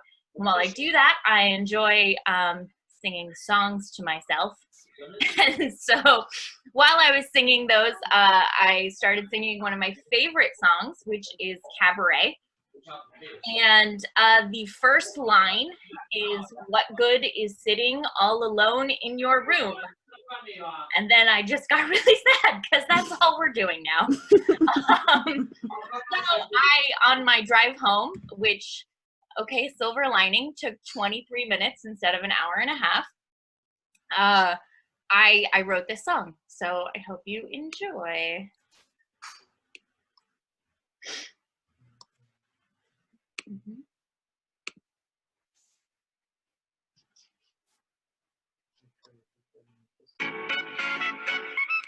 Can you hear that? Yeah.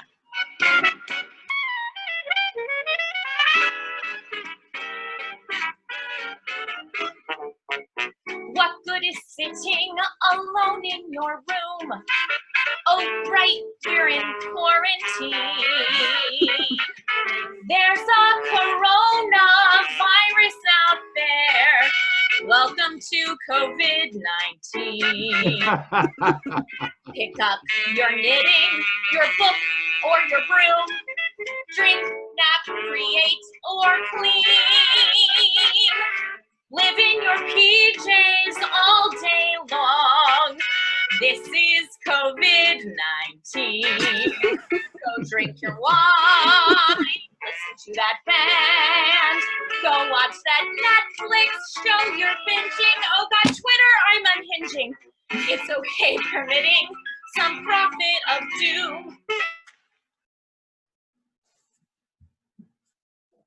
Oh no. Oh no. Oh she froze on us. Oh no. It's getting so good. Yeah. It's part of the Doom song. struck. Oh. And This is COVID-19. This is COVID-19. Oh. But she brought it. She's bringing it a little too hard, and she overwhelmed the bandwidth, guys. We can only handle so much. It's true. It's too good. Yeah. All right. No worries. If we got her on, if we can get her connected again, we'll see if she wants to finish her setup or maybe do a new song. But all good. We're just gonna roll with the punches. We still have plenty of talent to bring to you all tonight. I got Amanda. Next up, Amanda, are you here? I'm here. How's your internet? Are you on your neighbor's Wi-Fi or are you on your data? No, just I'm on my own Wi-Fi, so All right. hopefully nothing will go wrong. God willing, COVID willing, whatever's willing. All right. right. Let me just set up the music real quick. Okay. All right. And I wish I had known the theme was like COVID. I would totally have written a song, but I didn't know that either. It was accidental theme. Accidental. It's just what's on everyone's brain. So Right. All right, so I'm gonna do a song. I'm gonna do a musical theater song because that is who I am as a person. I'm gonna do a song from Mean Girls. I don't know. Oh no. Oh no, that was yes, scary. we can for a see you. second. We can see you. You're good. You're good. Okay, hang on. That was my iPad telling me the battery's running low. Let me plug it in. Okay. You're good. You're good. Note to start off on. Okay. Okay, I'm gonna do a song called World Burn from Mean Girls. It's sung by Regina George. If you've seen that movie, Yes. you Yay. kind of know who that is. So I will try to embody her as best I can. Let me just click play and let me know if you can hear the music. And if it's super loud, let me know and I will try and turn it down. Okay. Hold on. Okay. I mean, that's Can you hear that? Yeah. Okay, I'm gonna start it over. Okay.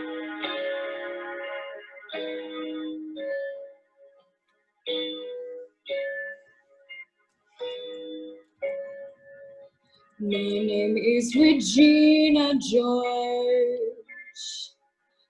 and I am a massive deal. I will grind you to sand beneath my Louboutin heel. This is what I get for helping someone lame get in. Katie and Ron, enjoy your temporary win. My name is Regina George. Regina is a fugly cow. Hey, Katie, how you like me now?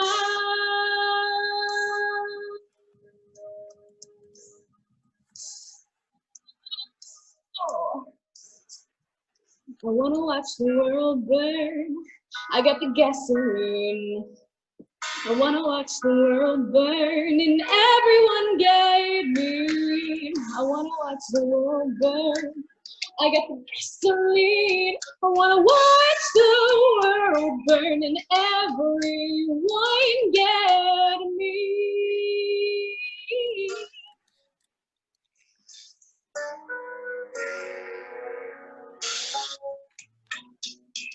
Katie, time to watch your back. Katie, time to turn and walk. Because you took me down, but you didn't finish me off.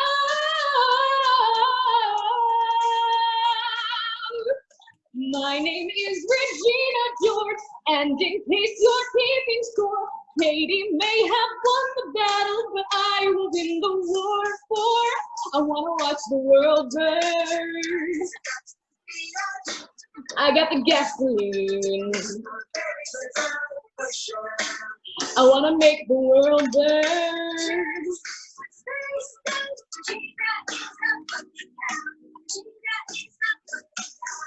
And you can quote this. Whoa, whoa, whoa, whoa, I wanna watch the world burn. I got the gasoline. I wanna make the world burn and everyone turn. Mean, mean, mean. I wanna watch the world burn. Whoa, I wanna make the world turn. So mean. I wanna watch the world burn. Yes, Woo! Yeah. Thanks, Oh. guys. God, it's hard. It's hard to do it on here, man. Great job. Like a weird feedback loop. It's okay. Your voice carries. Thanks. That was awesome. That was awesome. Shout out to Amanda for bringing the vocals in all of her range. That was beautiful. Yeah. Woo! Give another round of applause. Yeah. All right. Do you have another song? Is that it for tonight? Anything That's else? it for me. All right. Cool. And then how can the Plethos family follow you and support you? Just follow Plethos. I'm on the board now. Yeah. Woo! So, yeah, I mean, I would plug my Instagram, but it's private, so it really wouldn't help you all. But We want to see what you eat, though. right?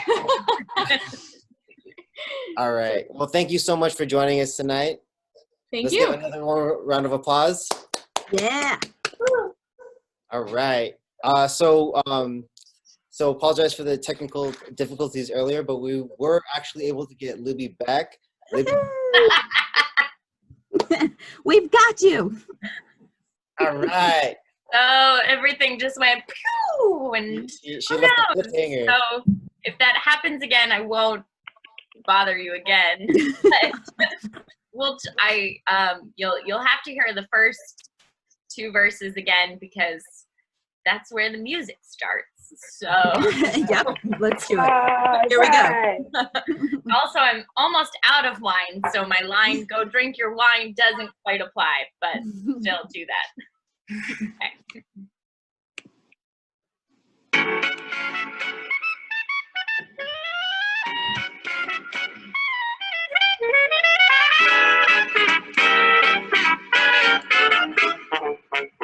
What good is sitting alone in your room?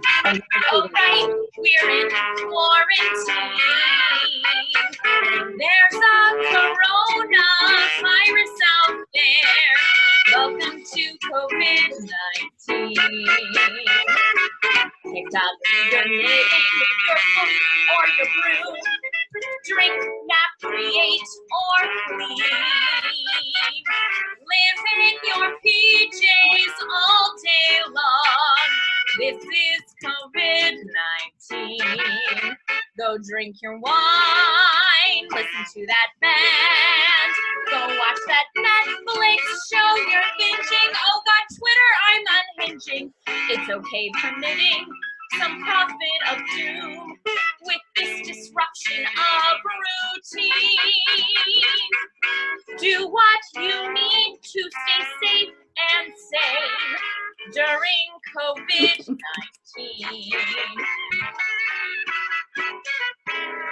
I used to stop by my parents, but now I implore.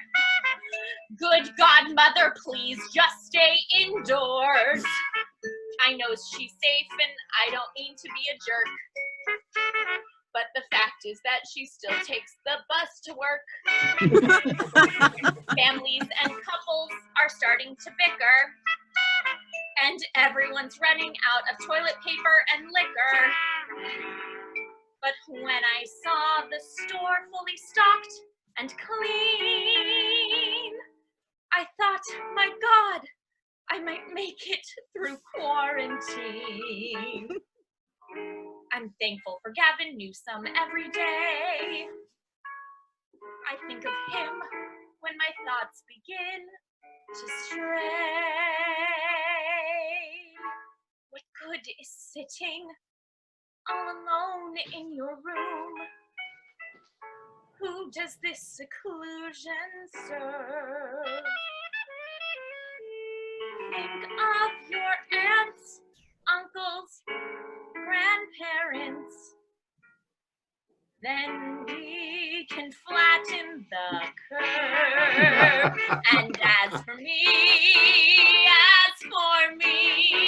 I made my mind up St. Patrick's Day.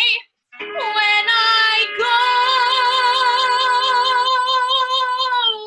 out, it's gonna be May. Start by admitting that 2020 is nothing like 2019.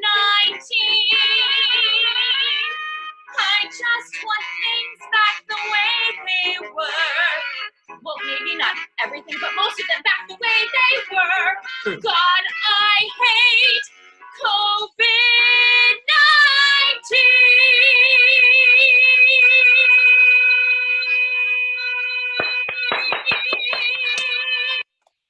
Yeah. So good. So good. Yes. That was awesome. I'm so glad that we got you back online. Thank you. Yes. That was great. That was excellent. And also, shout out to, you said you're a teacher, right?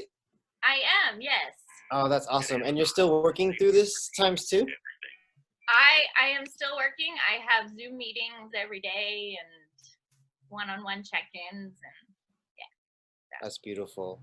Well, thank you so much for your service and what you're doing for the community. And on top of that, thanks for bringing your energy and your talent. So grateful for you to join us tonight.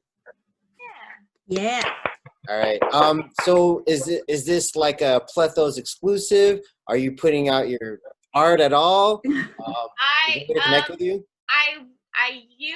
I am an actor. I haven't been in a little while. I was actually supposed to get married next weekend, so I was taking a break. And now everyone's taking a break, so great. I'm moving to Austin, Texas fairly soon, so looking for theater out there if anyone knows any. But yeah, it's something I do for fun. Corinne and I did theater in middle school, elementary school, high school, all Yep. of those. We did them together.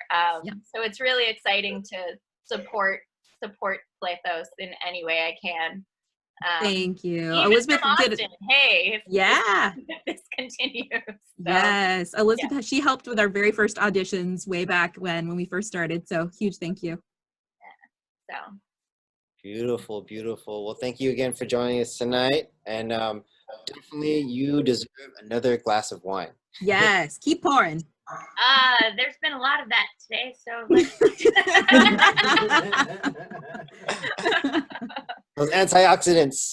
Yes, yes. There's peaches in here. It's fruit, basically. Oh, all right. It's basically a salad, like Pretty you know. much. It's a fruit salad. salad. Yeah, I heard you should drink your fruits and vegetables anyway. It's true. Yeah. It's true. It's called an evening smoothie. A V8. Yeah. Yep. V8. All right. So thank you again. Thank you again.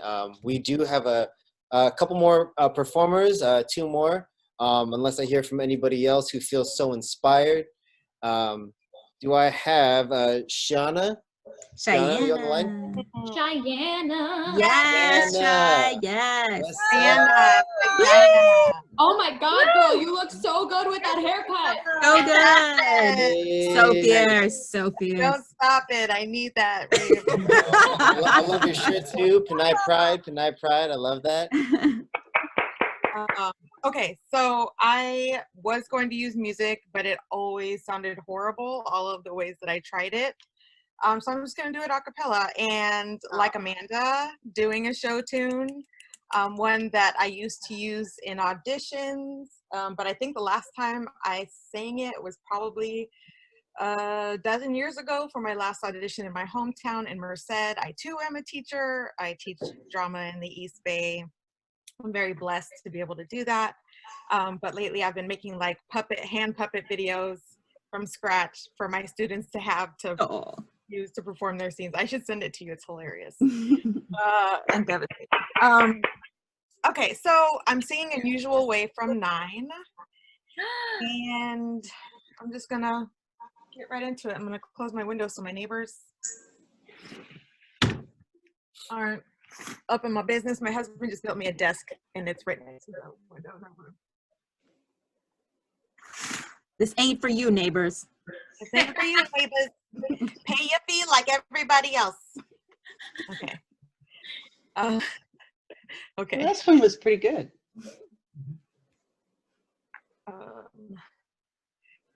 In a very unusual way, one time I needed in a very you were my friend.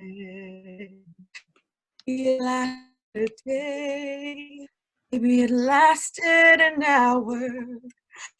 Somehow it will never end.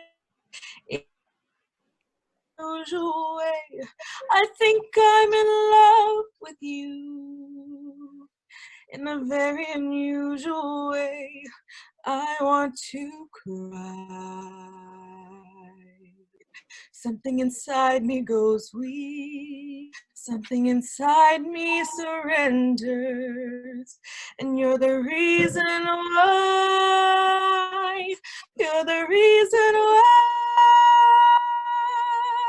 You don't know what you do to me. You don't have a clue. You can't help what it's like to be me.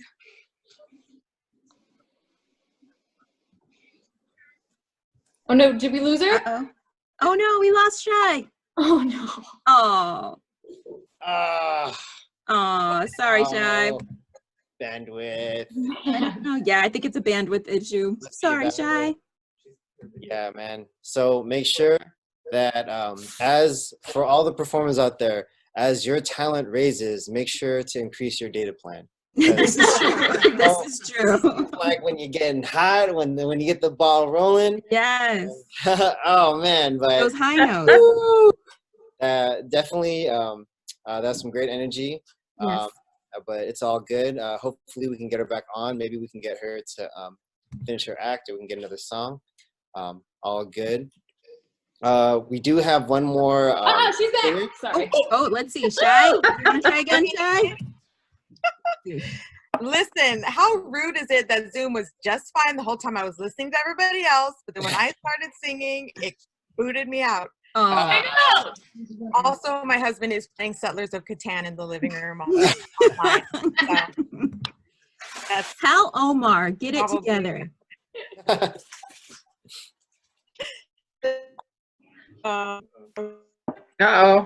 Oh no, not again.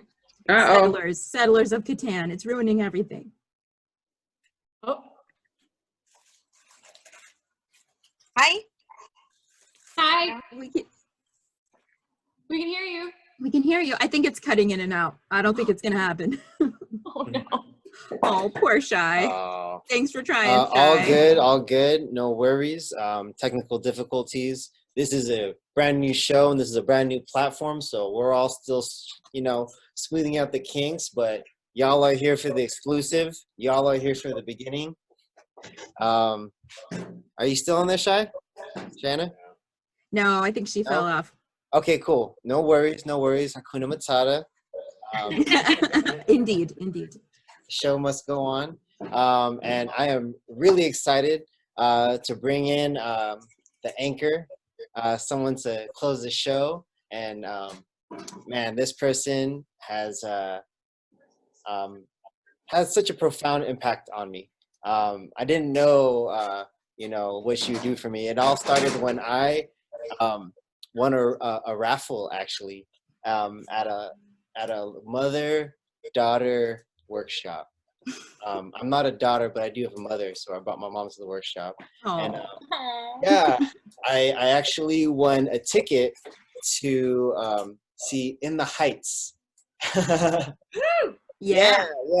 And then it was from In the Heights that I felt so inspired to like book a audition to for Foreman in Paris, and thus started my acting career and the chain of events that led me here today with all y'all. So I am so happy to bring y'all today Plethos Productions' own Corinne Ritchie.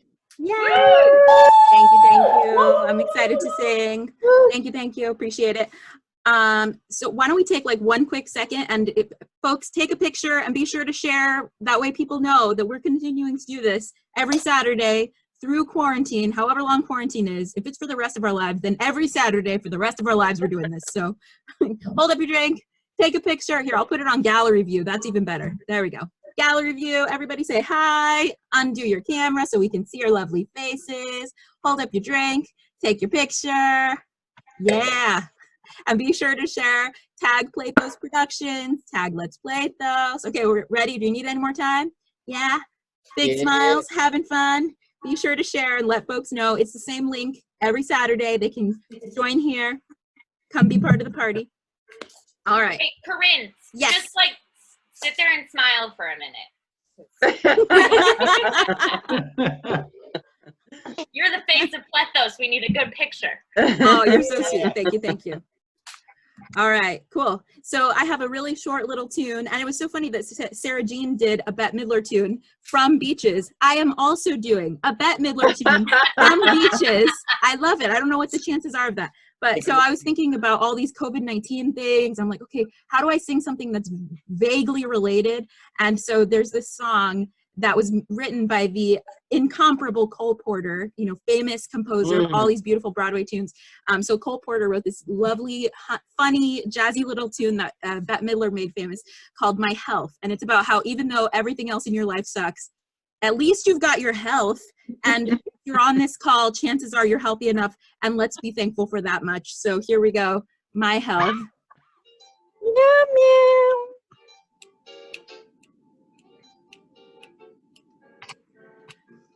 I'm always a flop at a top-notch affair, but I still got my health, so what do I care? My best ring, alas, is a glass solitaire, but I still got my health, so what do I care? By fashion and foppery, I'm never discussed. Attending the Opry, my box would be a bust. I never shall have that Park Avenue air, but I'm in such health, why should I care? The hip that I shake doesn't make people stare, but I've got such health, why do I care? The sight of my props never stops a thoroughfare, but I've got my health, so what do I care? When your face is your fortune, oh, some wise man spoke. My face is my fortune, that's why I'm totally broke. My shit ain't counting, but I grin while I bear, 'cause I've got my vitamins A, B, C, D, E, F, G, H. I have I got no diamonds, got no wealth, I got no man, but I got my health. Do, do, do, do, do, do, do. Yeah. Woo! Yo, yo, yo! What? All right, daughter. Good job. Woo, woo, woo, woo, woo! That was so awesome. Give it up, everyone, again, one more time for Corinne. Woo! Woo! Yeah. Yeah. Wow. You know, honestly, Corinne, that's my first time ever hearing you sing. Man, I've always seen you behind the scenes. It was great to see you shine your light on stage today. Woo! Thank you. All right. So, well, thank you everyone for making it to the Saturday Night Essentials Open Mic. You can catch us here every Saturday at 7 o'clock till, you know, until you hear otherwise.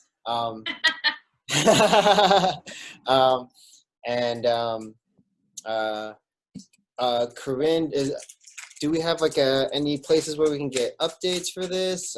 How can we all stay connected for all Yeah, of you? so I put in the chat to be sure to go to plethos.org/subscribe, and that's how you can get on our email list. And then 24 hours before the show, you'll get an automatic email saying, hey, open mic tomorrow night. Don't forget, here's the Zoom link, all that good stuff. And of course, we are a 501c3 nonprofit. So if you want to see us continue on the other side of this, you're always welcome to give. I would love to be able to give to the folks who perform at these things. Anything helps, because I know that artists are struggling. I'm just glad that Plethos is going to see the other side of this. But I would love to support the artists as much as we can. So any donations that happen on the nights of these open mics, I'm happy to donate to anybody who participated. So plethos.org, we've got a donate button, we've got a subscribe button. Click on both of those so that you can give and so that you can be a part of these going forward. All right, and even though we don't have any more performers, this is the part where we recognize that we have not been able to hang out with friends in a very long time. So I'm not kicking anyone out. Feel free to turn your mics on, turn your cameras on, schmooze, say hello, meet a new friend, get your drink on. Thank you all for being here. We appreciate your support, and we really hope that you'll join us virtually next Saturday and in person whenever Gavin Newsom says that we can be together in person. So thank you one more time. Give it up to all the performers. Thank you, Josh, for hosting. Great job. Love J Floetic. Yes. All right. Again, thank you all for, just so I can bring this to a close, I just want to say again, thank you to everyone for joining this open mic. I often think about how Plethos Productions, Plethos, it means like bringing people together, right? Yep, multitude of people. A multitude of people. And, you know, we're adjusted to these COVID times. And, you know, us bringing all of our energy, our attention together like this, I know for sure is bringing us, it's a step in the right direction, you know, because we are going through some life-changing times, and our lives are changing. We're all receiving and processing in our own times and speeds. For me personally, what I see is people coming together more and more, which is beautiful, and I'd love to continue that with all y'all. So thank you again. Joshua Flores, J Floetic. Good night.